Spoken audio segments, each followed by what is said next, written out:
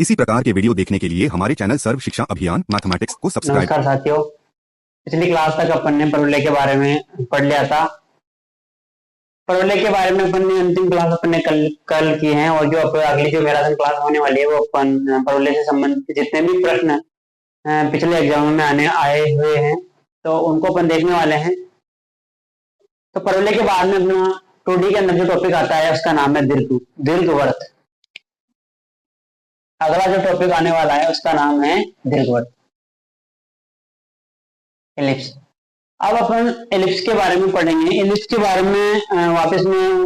आपको सांको परिचय जब अपन ने पढ़ा था, फिर सांको कार्ड में जिससे कहूं उसके बारे में अपन ने पढ़ा था, तो वहां से अपन ने इन आकृतियों को जनरेट किया था।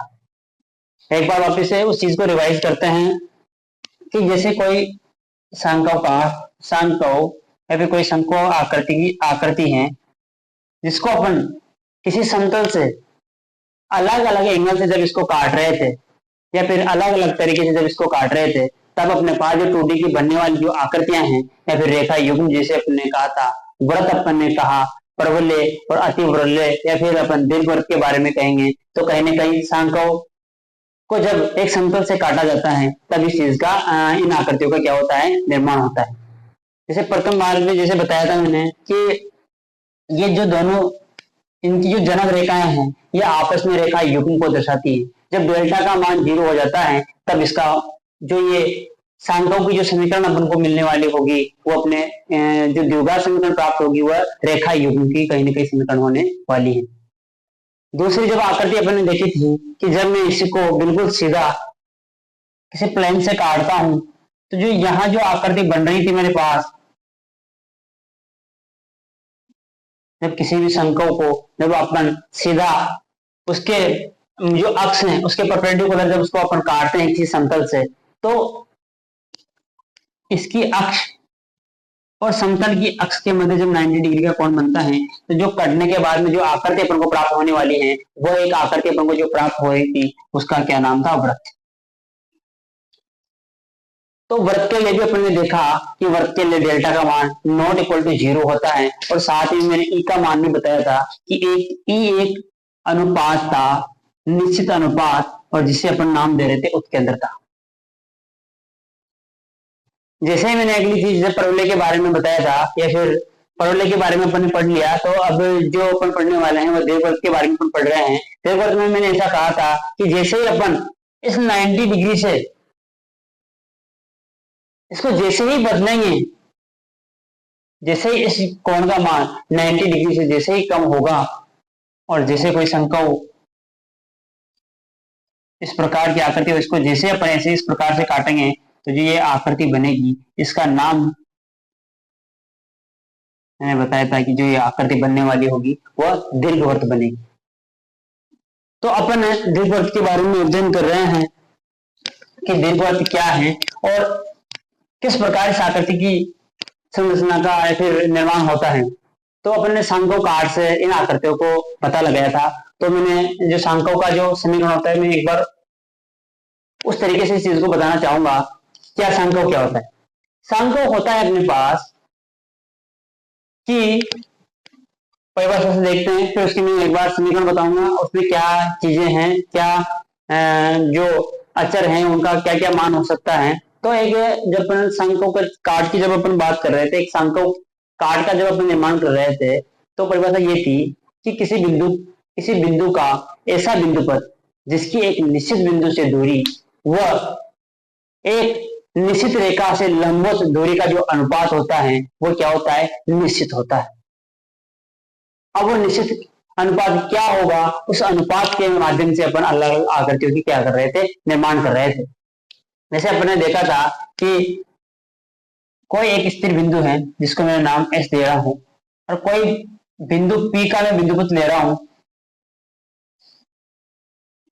तो अपन ने जो चीजें अपन ने देखी कि जैसे PS अपॉन PM, जो PS और PM का जो अनुपात अपन को प्राप्त हुआ, इनकी अलग अलग कंडीशन के लिए अपन को सांको कार्ड में अलग अलग आकृतियों का निर्माण हो रहा था। जैसे मैंने कहा कि PS बराबर PM और इस अनुपात में ई ले रहा था, और जैसे इस ई का मान 0 मुझे प्राप्त हुआ था, तो इस संरचना का निर्माण क्या हुआ था, एक वृत्त जैसी संरचना अपने पास प्राप्त हुई थी, या फिर वृत्त का समीकरण मुझे यहाँ से मिला था। दूसरी चीज मैंने जब देखी कि मैं जैसे ही P H upon P M का मान बराबर 1 कर रहा हूं, या फिर ई का मान जैसे ही मैंने 1 लिखा, तो जो यहाँ से जो अपन को आकृति मिली थी, उसकी आकृति का नाम क्या था, परवलय था। अब बात कर रहे हैं अपन अति परवलय की बात, दीर्घवृत्त की बात। अब पहले परवलय के बारे में क्या कहा था, परवलय के बारे में यहाँ से क्या परिभाषा बन रही है कि एक ऐसे बिंदु का बिंदुपथ है जिसकी एक स्थिर बिंदु, जिसको एस, उसको उस बिंदु जो आकृति बनने वाली परवलय, उसकी वह नाभि कहलाती थी और स्थिर रेखा नियता कहलाती थी। तो परिभाषा एक बार रिपीट करता हूं मैं कि ऐसे बिंदु पी का बिंदुपथ जिसकी एक स्थिर बिंदु एस और एक स्थिर रेखा से लंबवत दूरी जो पीएम माने थी, जो पीएस अपॉन पीएम का जो अनुपात मुझे प्राप्त हो रहा था, उसका मान 1 प्राप्त हो रहा था। तब जाकर मुझे जो आकृति मुझे प्राप्त हो रही थी, या फिर जो मुझे समीकरण प्राप्त हुई थी, तो मुझे परवलय की समीकरण प्राप्त हुई। अब यहाँ अपन प्रॉपर दीर्घवृत्त की बात कर रहे हैं, तो दीर्घवृत्त के लिए क्या होगा, दीर्घवृत्त की एक परिभाषा मैं आपको बताना चाहूंगा। दीर्घवृत्त की परिभाषा ऐसे बिंदु या फिर ऐसे बिंदु का बिंदुपथ है जिसकी एक स्थिर बिंदु से दूरी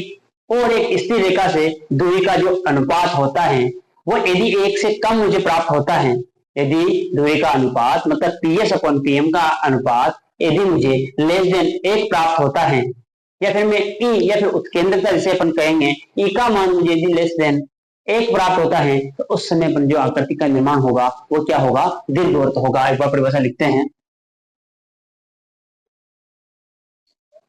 ऐसा बिंदु का बिंदुपथ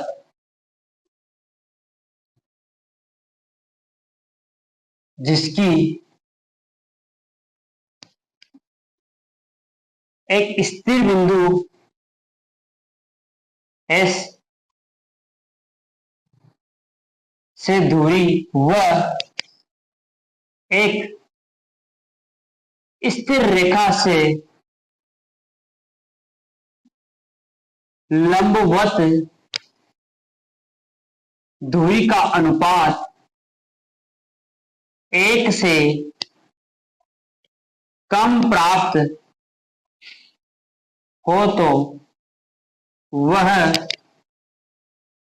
बिंदुपथ दीर्घवृत्त या इलिप्स कहलाता है, या फिर इलिप्स होता है। सीधा सा बात यह है कि पीएस अपॉन जो पीएम का मान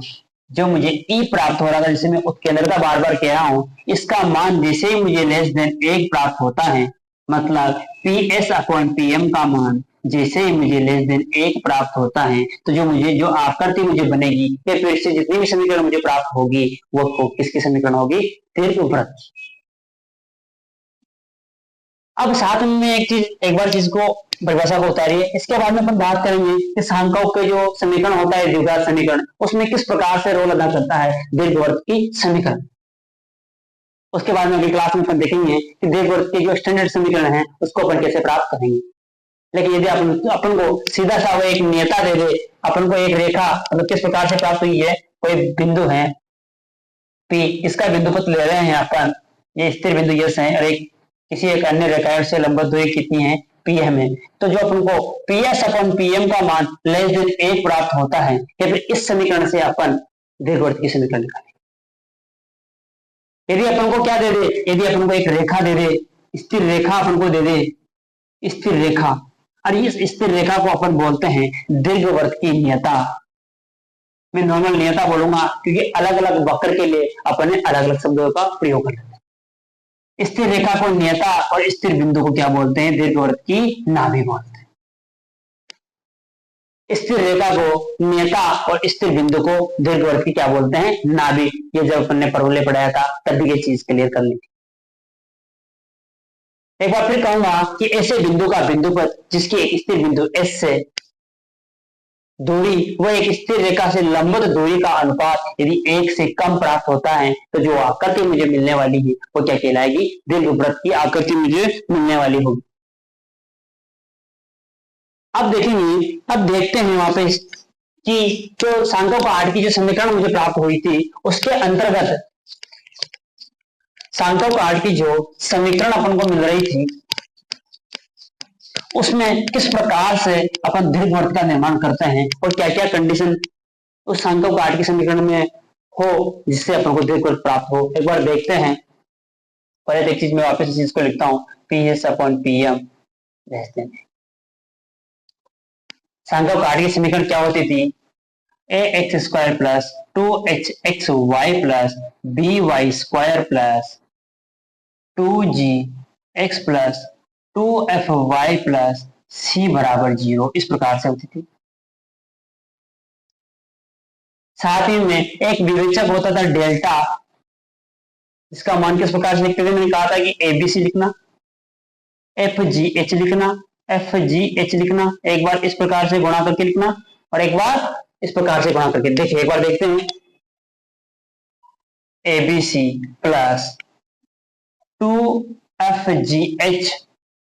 minus AF square minus BG square minus CH square, ये मुझे एक विवेचक प्राप्त हुआ है। तो दीर्घवृत्त की कंडीशन क्या होती थी, दीर्घवृत्त के लिए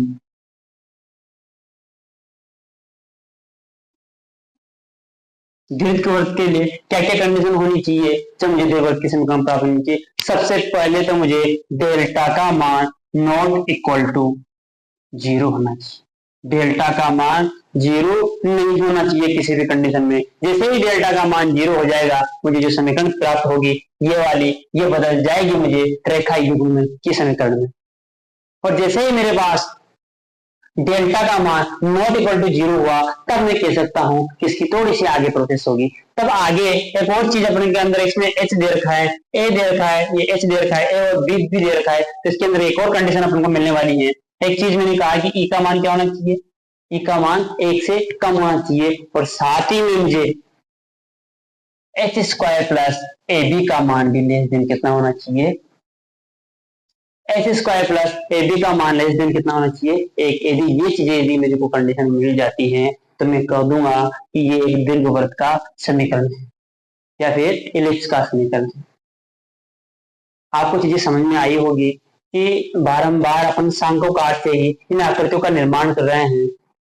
और उसी शब्दावली का प्रयोग कर रहे हैं, बस कभी अपन लेस देन 1 बता रहे हैं, कभी बराबर 0 कह रहे हैं और कभी बराबर 1 अपन कह रहे हैं। और अति प्रबल के लिए जब अपन देखेंगे तो इसका मान लेस देन की जगह ग्रेटर देन हो जाएगा,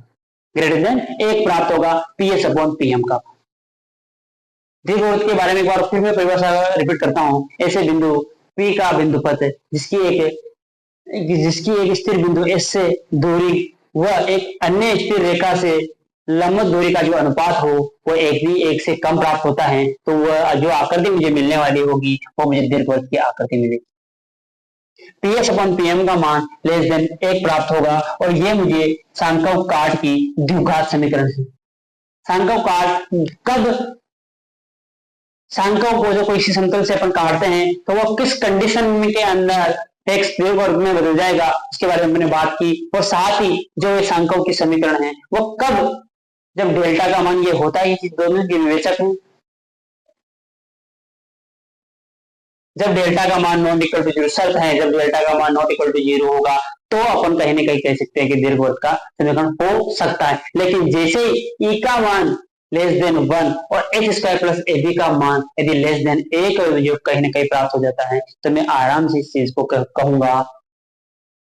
कि जो ये समीकरण मुझे मिलेगी, ये दीर्घवृत्त की जो समीकरण